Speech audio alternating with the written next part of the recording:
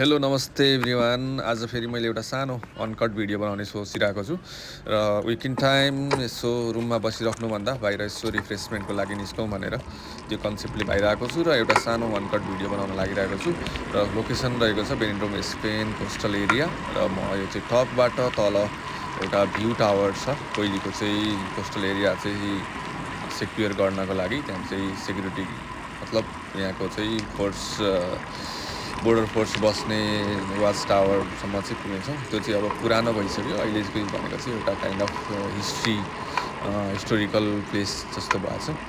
त्यो ठाउँसम्म पुगेछौँ। भ्यू चाहिँ एकदमै मजा आउनेवाला छ। एकदमै मजा र एकदमै एक्साइटिङ भइरहेको छ। हजुरले पनि भ्यू देख्न सक्नुहुन्छ।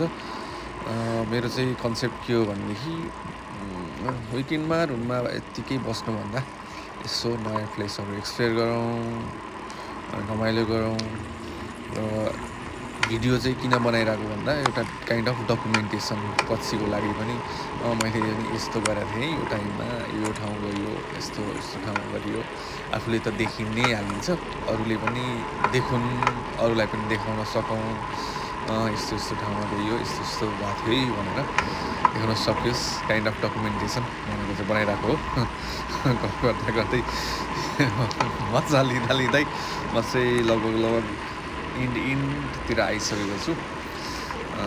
अब एउटा टर्निङ पछि चाहिँ म तल ठ्याक्क त्यो कोस्टल टावरमा पुग्ने इन्ट्रान्स छेउमा पुग्दैछु।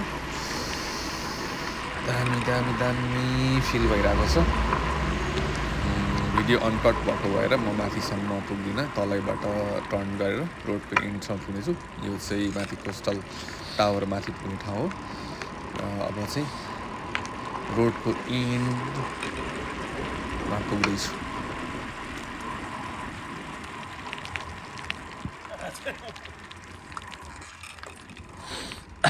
दामी चाहिँ दामी आँखा